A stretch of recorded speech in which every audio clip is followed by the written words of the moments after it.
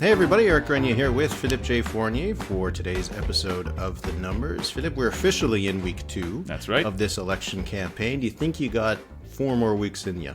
Oh yeah, Bring it on. I'm doing fine. I mean, we live for this. I said this last week. I mean, it's a grind because it's a lot, and I'm always scared when I have like half hour of free time. I was like, am I not supposed to be doing something here? Right? What am I missing? Because that fear of mine is to, like, somebody is waiting in TV studio or on a Zoom and I'm not there. But so far so good. And how are you doing, Eric? How are you holding up? I'm doing okay. I made it through the first week. I feel good about the second week. My question for you is, did you clear out your old cups of water and stuff on your desk? Yes, I did. That was pretty gross. A lime that stays in still water in a warm room for 3 days.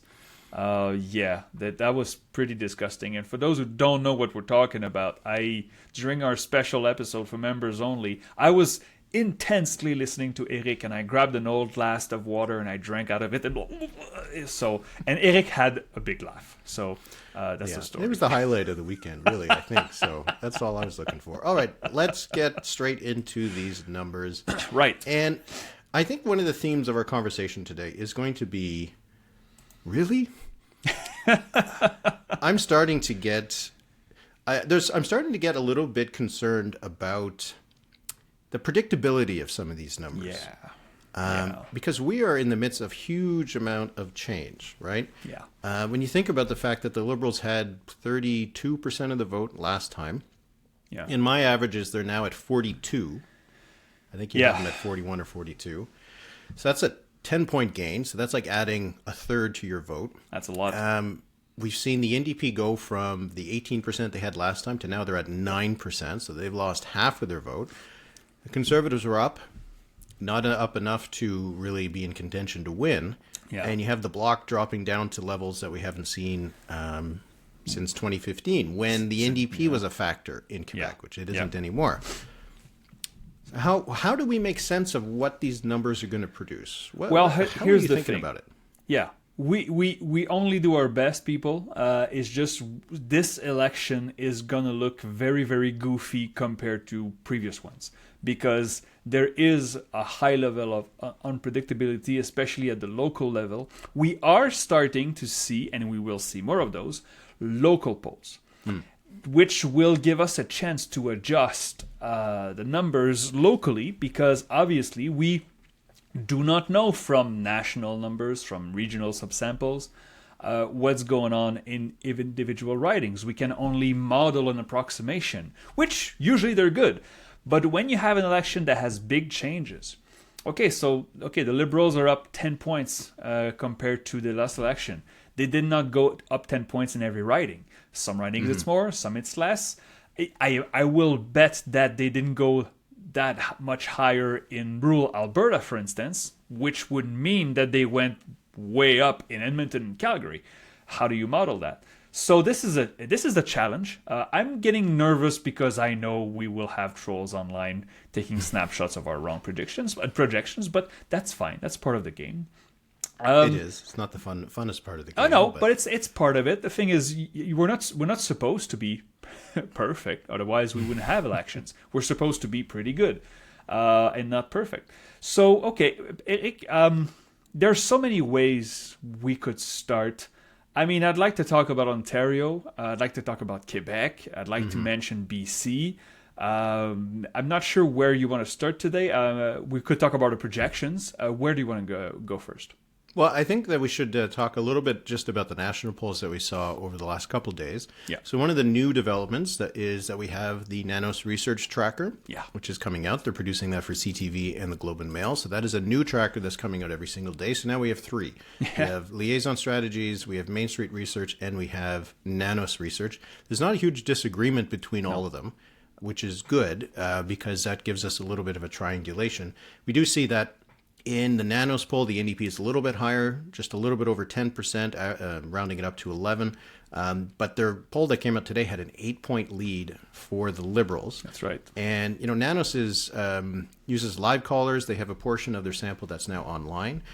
Mainstream Research uses text messages to invite people to take an online survey, and Liaison uses the interactive voice response automated telephone poll. So we've got 3 pollsters, different methodologies, similar kind of numbers. And this morning, just looking at all 3 of those, they all had the Liberals up a tick, 1 or 2 points. So at the very least, you could say that the trend line isn't returning back to a closer race. Maybe the Liberals are still adding to their lead. So that's, we shouldn't read too much into the daily movement in the trackers, but when we do see them all moving in the same direction, it gives you some comfort in saying what is actually going on.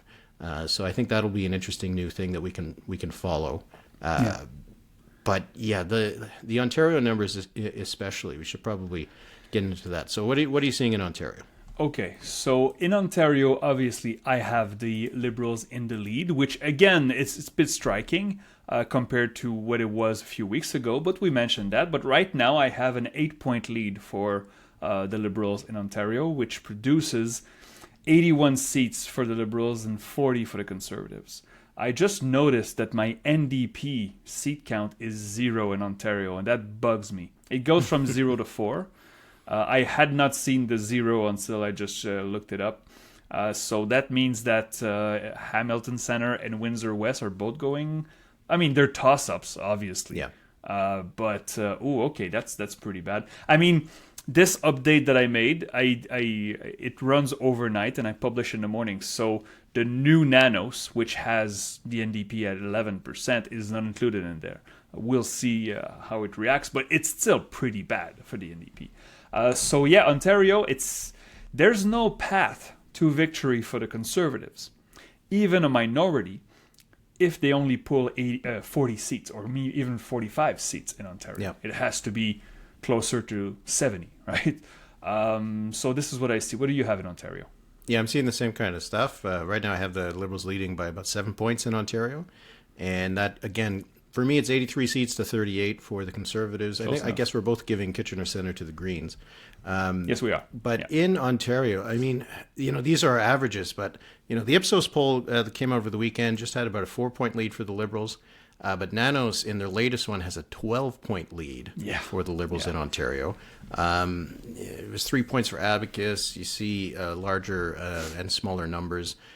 So we are talking more in the mid-single digits to the mid-teens, right?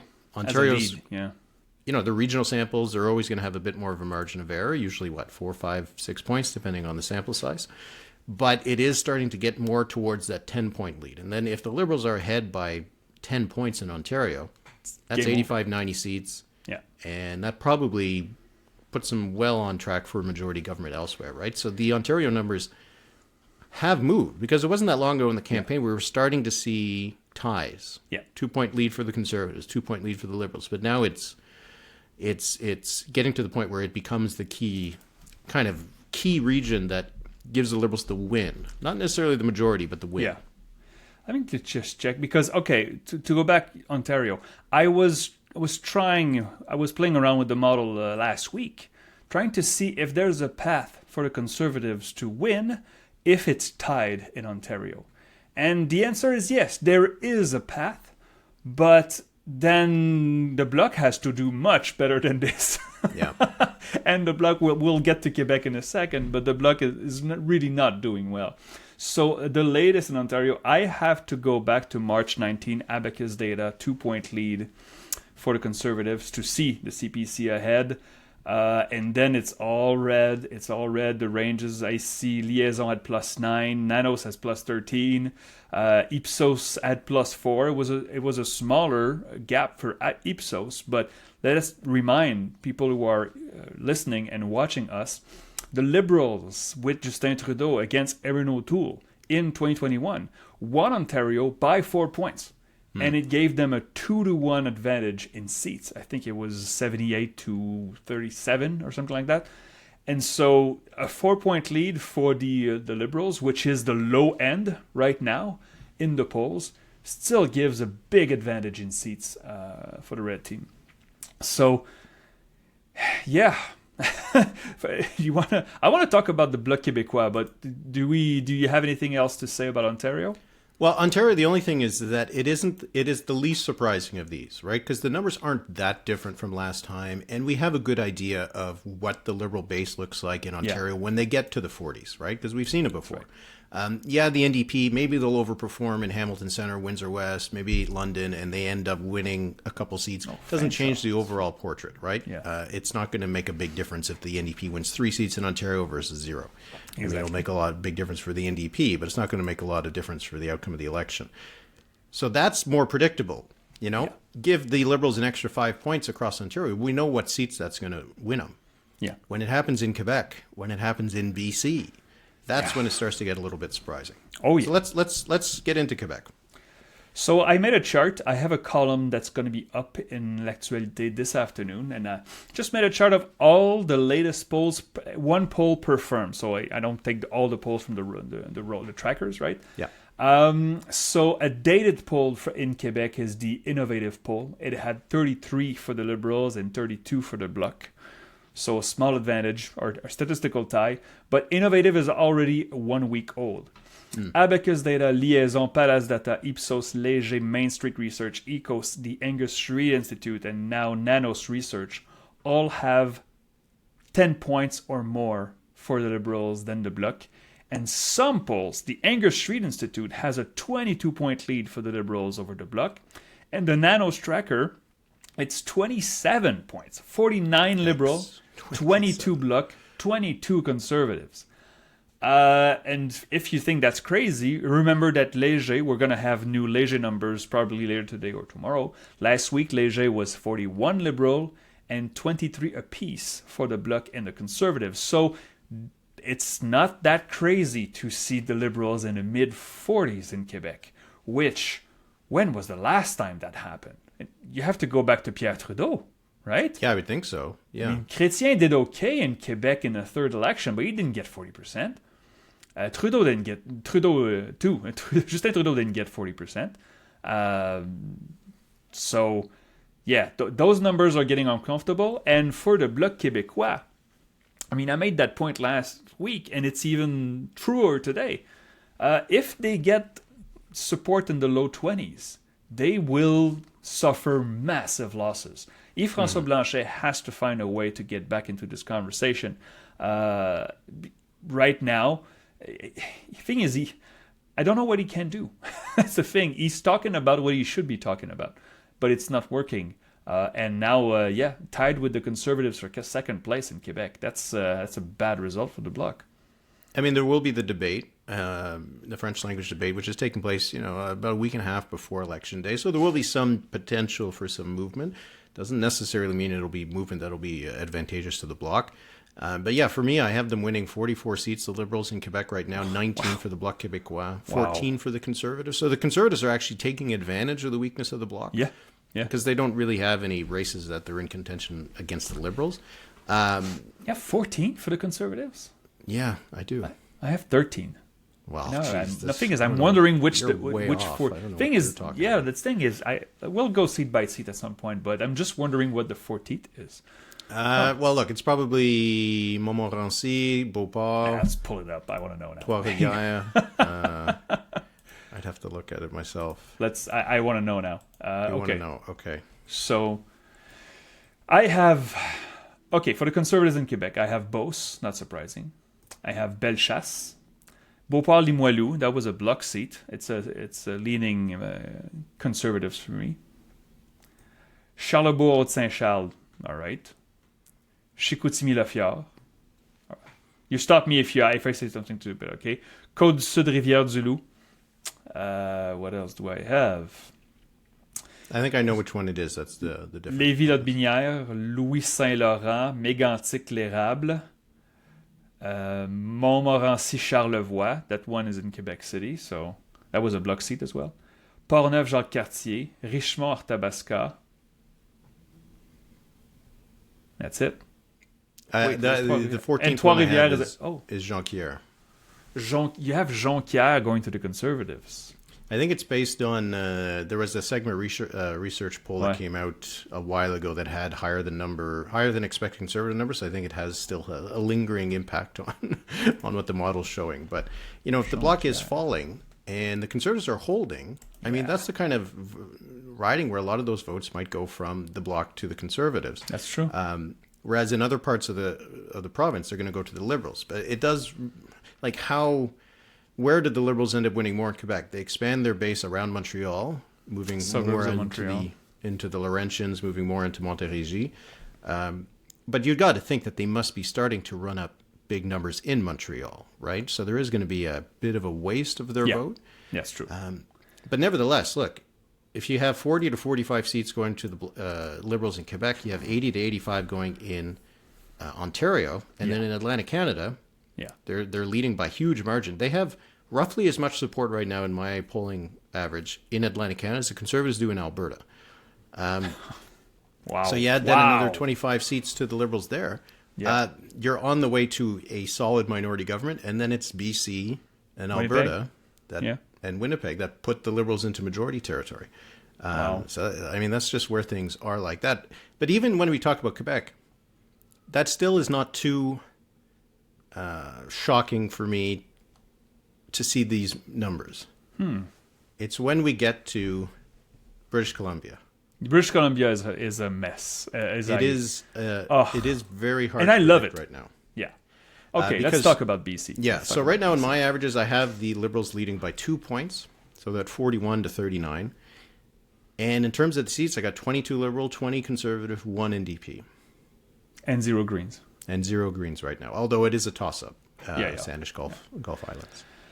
I have the same seat count, but the NDP at 1 is making me increasingly uncomfortable because of that damn Ontario election. Like I'm not saying that the NDP in British Columbia can behave the same way as the Ontario NDP. That's not what I'm saying. It's just that it's what they should be doing right now. If there is such smart people in the war room of the NDP looking at these numbers, you have to realize that you have to save the furniture now. You should have local campaigns. You should not run any more national campaigns. You should just try to play defense in the seats that you already have. And with good local candidates, they have known MPs that have been effective in the past. You have to just say, we're going to put all our resources, our money, our volunteers in the same places just to get to that 12-seat threshold. In BC, what's your percentage for the NDP? What's your average for the NDP in BC?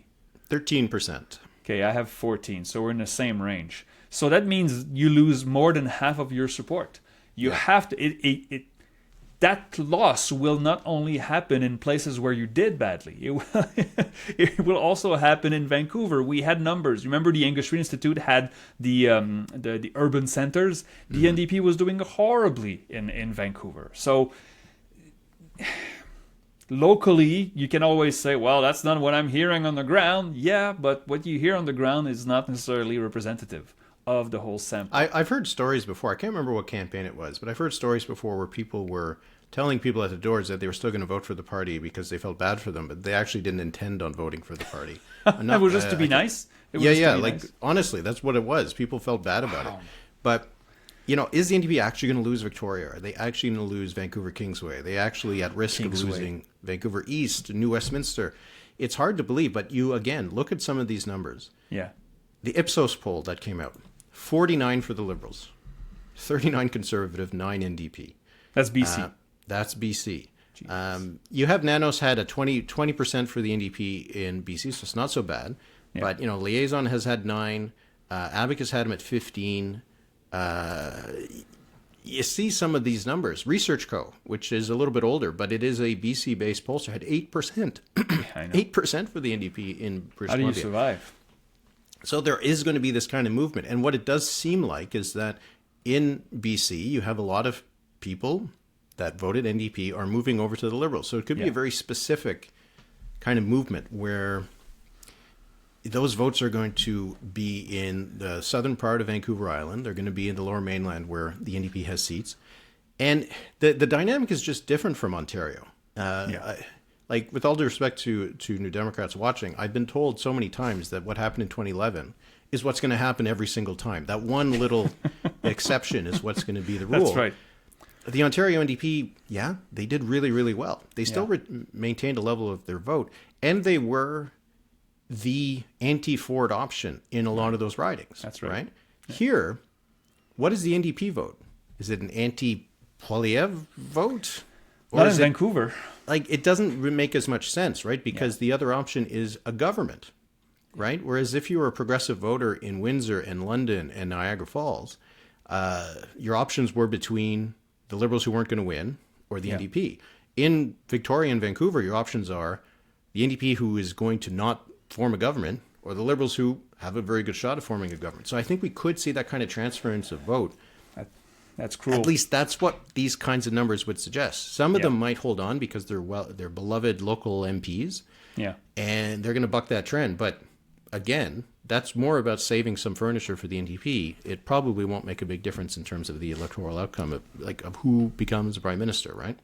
I also heard the example of M. Boulris, which we talked about, the Rosemont Le Petite Patrie MP, who was elected with 50% of the vote in his riding when the NDP had 40 in Quebec. And then he had 50% of the vote when the NDP was at 9 in Quebec. So there are exceptions. But I just pulled up the numbers, the Angus Reid Institute. I guess we're going to have a newer poll from the Institute not too long from now. But that's the start of the campaign.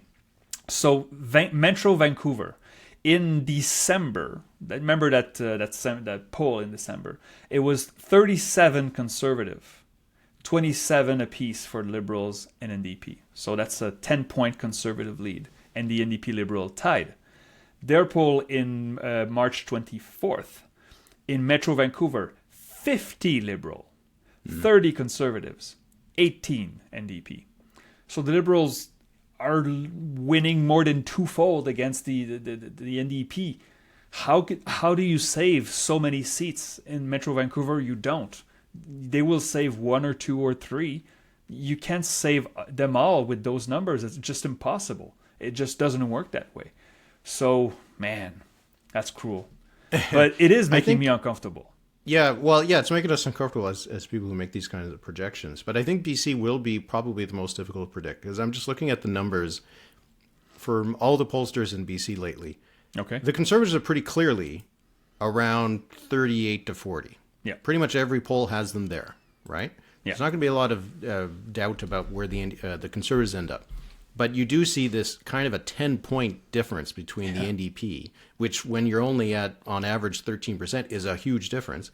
So we're seeing that kind of divergence for the NDP's numbers, and it's kind of directly related to the Liberals, right? So if the Liberals and the NDP end up being off by 10 points together, that'll have a big impact. But BC might be the big surprise on election night when you and I are busy on that election night, and maybe everything's going well for the projections up to BC. Yeah, we're doing super well, and then nervous. BC comes and go, oh Jesus.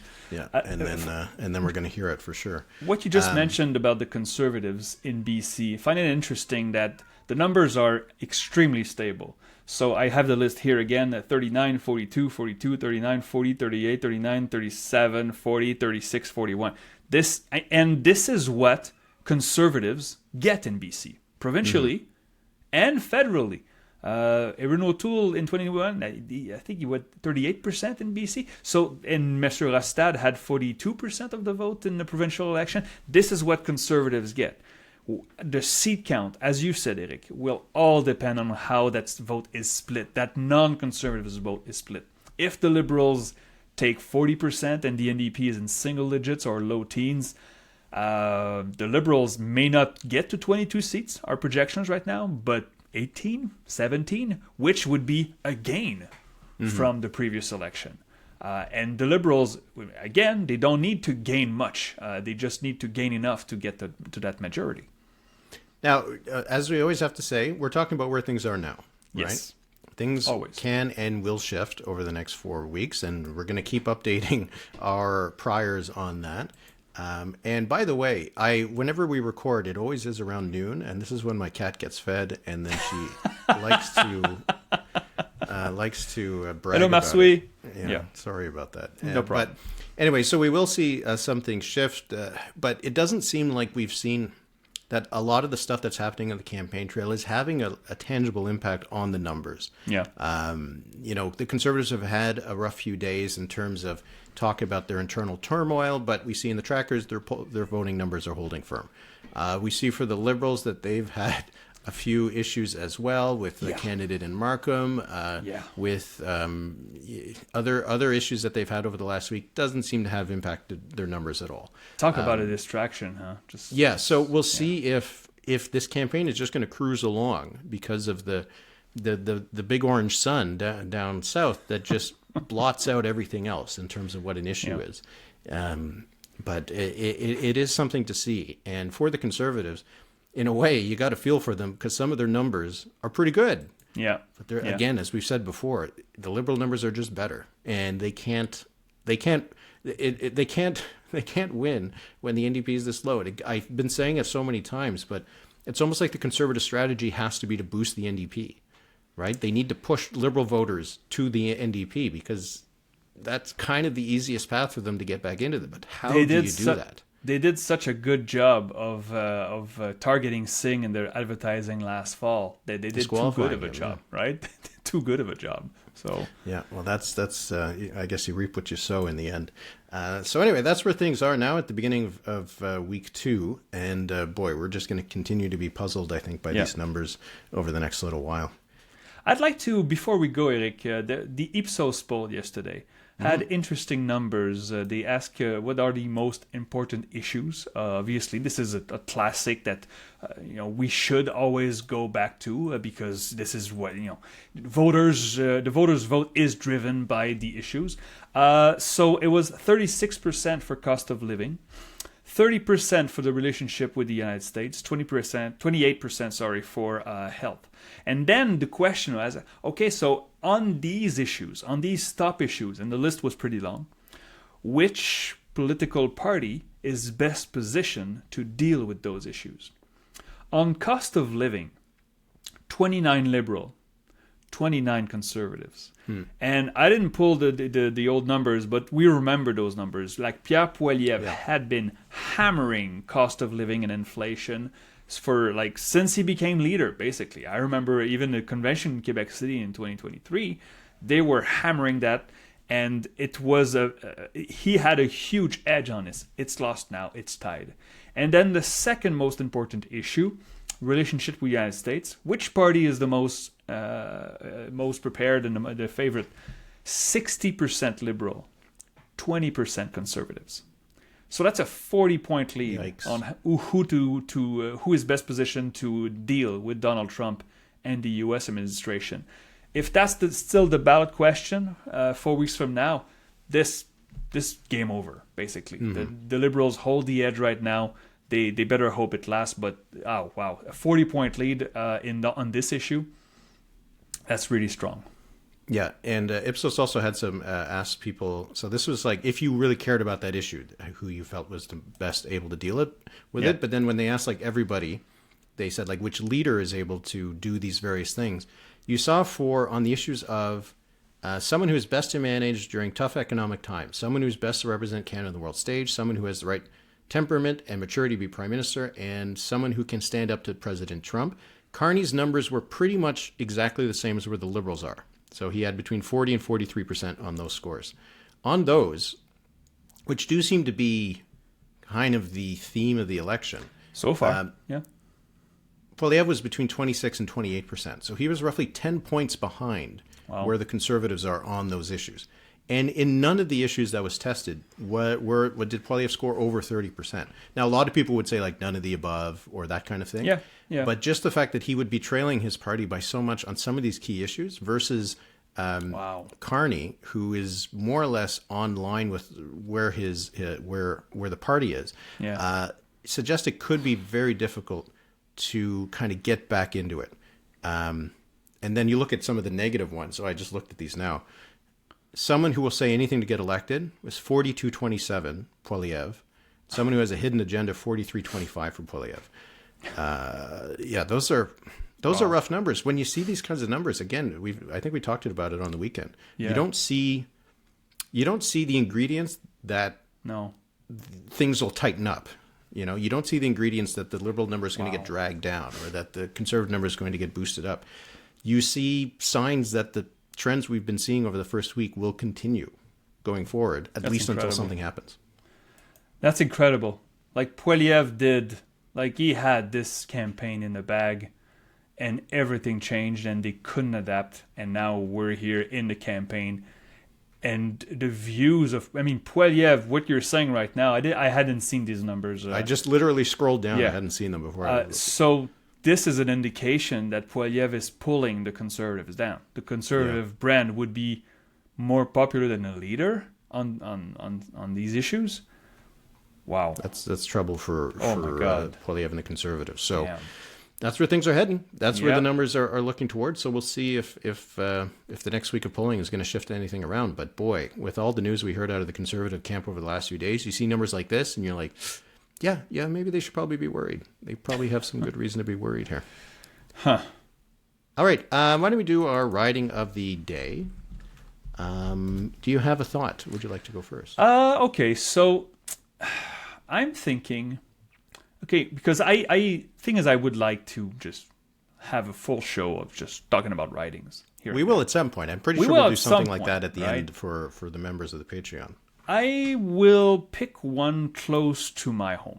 Okay. So, Hochelaga-Rosemont-Est. This is just a walking distance south of where I live. I live in Rosemont in Montreal. This was a seat won by the Liberals by narrow margins, both in 2019 and 2021. The MP is running to be mayor of Montreal, Madame Martinez. And before Christmas, this was a lock for the Bloc Québécois. The NDP, they have a new candidate, a very dynamic young woman. They thought they could, have a good push. But they had a chance a couple months ago. I know, right? It was promising. I remember Jagmeet Singh himself came to Montreal for a nomination. But the numbers that we see right now in Quebec, especially also in Montreal, the Liberals should be able now to hold this. But maybe if there's one riding in Montreal where you have extremely local factors outside of Rosemont-la-Petite-Patrie, it would be this one. Hochelaga-Rosemont-Est could defy the projections because it's such a local thing. So yeah, that's my riding of the day. I'm going to watch for it during the campaign. What about you, Rick? I'm going to go out to the East Coast, so along with Pierre Poilievre, who is in New Brunswick today, and St. John and Fredericton. So I'm going to look at Fredericton-Oromocto. So this is a riding that the Liberals won by just 3 points based on the transposed boundary. So it was a pretty close result last time. Janica Atwin was the Liberal MP. She had previously been a Green MP. Yep. She had crossed the floor back when Annamie Paul's kind of leadership of the Green Party was falling apart.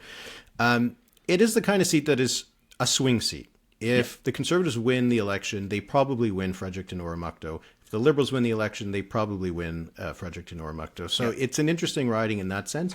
I think with the shift we've seen in Atlantic Canada, it now looks like a pretty safe riding for the Liberals, that they would win it. But it'll be something to watch. On election night, we're going to be... so we got half an hour where the only results we have are from Newfoundland and Labrador. And then we got 2 hours where the only results are from the Maritimes. Yep. So these kinds of ridings will give us an indication of what's happening, I think, for the rest of the evening. So keep an eye on Fredericton-Oromocto. And I suspect that it could be a riding that gets lots of visits from Liberals, Conservatives, and maybe some Greens, since they have some history there. Yeah, absolutely. That's a good one, Eric. All right. Well, that'll be it for today's episode. As we discussed, we have our bonus episode that was up for members on the weekend. So if you don't want to miss next Saturday's episode, you can join us at thenumberspod.ca. And that also gives you access to our Discord where people are really chatting up about the election. And it's a lot of fun. So, Philippe, off to the races again, and I pretty much see you almost every day now because we've also we're like a traveling. We're regulars duo. now. Yeah, traveling duo doing TV and podcast together. So I look forward to the next time we chat in, I think it's a few hours. But so absolutely. Stay safe for the next afternoon, Philippe. I will. Merci beaucoup tout le monde. Thank you, Eric. Talk to you soon.